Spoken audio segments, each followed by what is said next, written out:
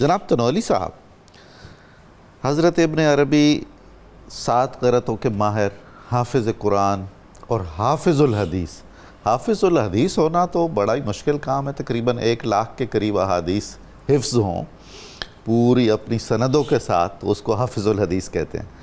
اوائل ہی میں طلب علم اور اس پہ بے مثال آپ کا انہماک، اساتذہ کون سے تھے، کن سے استفادہ کیا، کن علمی مرحلوں تک پہنچے، حصول علم کے لیے سفر کیا کیا کیے؟ بسم اللہ الرحمن الرحیم۔ ڈاکٹر صاحب بہت شکریہ۔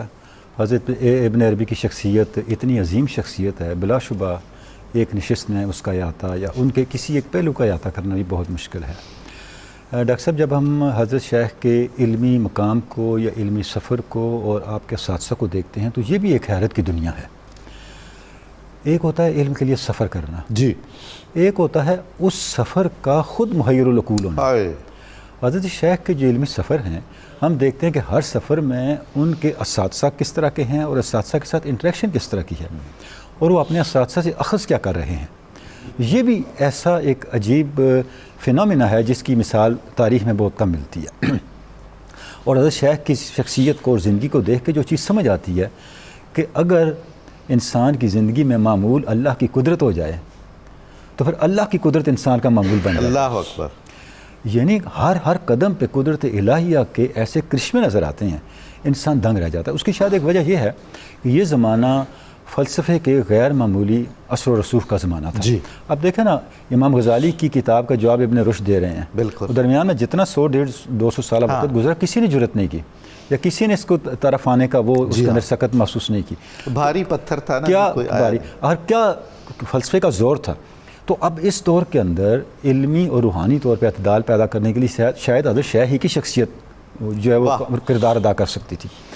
علمی مقام کا آپ یہ دیکھیں، اتنے جامع العلوم اور اتنی پولی میتھ شخصیت ہے کہ کسی کتاب کو آپ اٹھائیں، فتوحات مکیہ کو اٹھائیں، کون سا علم ہے جس کو آپ نے برتا نہیں ہے؟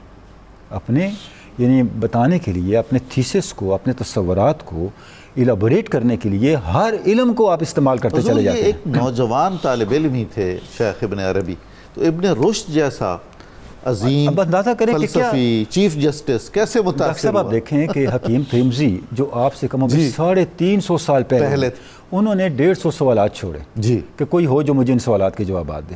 350 سال کے بعد حضرت شیخ نے ان سوالات کے جواب فتوحات مکیہ میں دیے۔ سبحان اللہ، سبحان۔ اور جس انداز سے ہر سوال کو ایڈریس کیا ہے، وہ ہر سوال کا جواب خود علم کا ایک سمندر ہے۔ تو جس طرف آپ اشارہ کر رہے ہیں، یہ ان کا ابتدائی زمانہ ہے، ابتدائی زمانہ ہے، لڑک پن کہہ لیجیے۔ اچھا، آپ فرماتے ہیں کہ میرا یہ سفر شروع کیسے ہوا؟ کہ میں اپنے والد گرامی کے ساتھ کسی سفر پہ تھا، اور یہ ظاہر جس طرح کہ ان کا خاندان تھا، جب چلتے لاؤ لشکر خدام کے ساتھ چلتے، تو میں سفر کے دوران والد سے الگ ہوا تو میں نے دیکھا کوئی جنگلی جانوروں کا ایک جتھا ہے، ریوڑ ہے جو چل رہا ہے۔ تو میرے دل میں آئی کہ میں ان کو تکلیف کچھ نہیں دیتا، ان کے پاس جاتا ہوں۔ میں ان کے درمیان جا کے کھڑا ہو گیا، کوئی جانور اپنی جگہ سے نہیں ہلا، اللہ اللہ، اسی طرح چلتا رہا، حتیٰ کہ میرے پاس نیزہ تھا، میں نے نیزے کے ساتھ ان کی پیٹھوں کو چھوا، وہ نہیں ہلے۔ جب میرا خادم تلاش کرتے کرتے میرے پاس آئے تو سب بھاگ گئے۔ مجھے یہ محسوس ہوا، اس کی ریزن یہ ہے کہ جو میرے اندر ان کو امان دینے کی ایک عرض، ایک طلب بیدار ہوئی تھی، وہ ان تک کمیونیکیٹ ہو گئی۔ اللہ اللہ۔ یعنی آپ دیکھیں کہ آفاق میں حضرت شیخ کے جن علمی تصرفات کا اظہار ہونا تھا، اس کا آغاز ان کے اپنے انفس سے ہوا، سبحان اللہ، اور پھر وہ نور پھیلتا چلا گیا۔ اچھا، جن اساتذہ سے آپ نے پڑھا، ہر استاذ اپنی جگہ پہ ایک غیر معمولی شخصیت ہے۔ مثلا میں 1-2 کا ذکر یہاں کرنا چاہوں گا۔ جی، حضرت ابو العباس ارینی سے آپ نے پڑھا، اور یہ آپ کے پہلے استاد، آپ نے خود لکھا ہے یہ میرے پہلے استاد ہیں۔ کہتے ہیں جب ان کی مجلس میں جاتا تو ایسی ایسی باتیں کرتے، میں کہا یہ کیسی باتیں کر رہے ہیں؟ میں نے ان کی مجلس کو چھوڑ دیا۔ حضرت خضر علیہ السلام نے مجھے تلقین کی کہ ارینی کو نہیں چھوڑنا۔ میں ایک دفعہ ان کی مجلس میں بیٹھا ہوں تو کوئی اجنبی آیا جی، اور آ کے ان سے سوال جواب شروع کیے۔ ایک کوسچن پوچھا کہ یہ جو اللہ رب العزت نے ارشاد فرمایا ہے کہ احسان جو تمہارے سب سے قریب ہیں ان سے شروع کرو، اس کا مطلب کیا ہے؟ تو کہتے ہیں حضرت ابو العباس ارینی نے فرمایا مجھے یہ بتاؤ، یہ آیا مبارکہ کہہ رہی ہے نا جو تمہارے سب سے زیادہ قریب ہے اس کے ساتھ احسان کرو، مجھے بتاؤ تمہارے قریب اللہ سے زیادہ کون ہے؟ تمہارے قریب اللہ سے زیادہ کون؟ اللہ اکبر، اللہ۔ تو میری کیفیت جو ہے عجیب ہوگی۔ اچھا، اسی طرح عبد المجید ابن سلمہ ہیں، کہتے ہیں کہ میں ان کے پاس بیٹھا، کوئی آیا اس نے سوال کیا اب دال کیسے بنتا ہے؟ آپ نے فرمایا تم نے ابو طالب مکی کی کتاب نہیں پڑھی؟ قلت طعام، قلت منام، قلت کلام، جب تک تم ان چیزوں کو اکٹھا نہیں کرو گے اس مقام تک نہیں پہنچو گے۔ یعنی ہر ان کا استاد جو ہے ہم دیکھتے ہیں کہ اس کے اندر ایک عجیب شان ہے، اور جب وہ ان کو درس دے رہا ہے، ان کو پڑھا رہا ہے، وہ ظاہر و باطن دونوں کو لے کے چل رہا ہے۔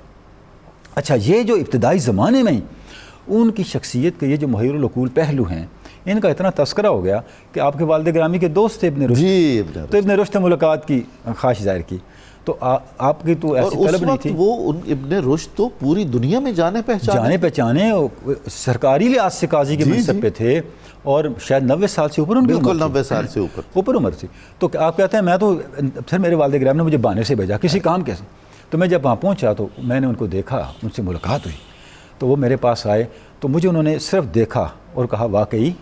ہائے، میں نے کہا جی، ہائے ہائے، اور پھر میں نے کہا نہیں۔ جیسے میں نے جی کہا تو ہاں کہا تو ان کے چہرے پہ رونق آ گئی کہ یہ میرے مقصود کو سمجھ گیا ہے، اور جیسے ہی میں نے نہیں کہا تو ان کا چہرہ زرد ہو گیا۔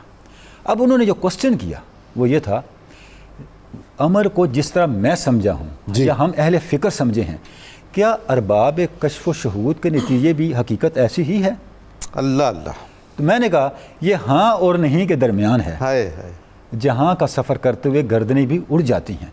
جیسے ہی میں نے یہ کہا تو وہ گرے ہوئے پتے کی طرح لرزنے لگے، اور یہ بات انہوں نے کہی کہ آج میں اللہ کا شکر ادا کرتا ہوں، میری طلب تھی کہ جن چیزوں کو ہم کتابوں میں پڑھتے ہیں ایسا شخص بھی ملے جس کے مشاہدے اور تجربے میں یہ چیزیں ہوں۔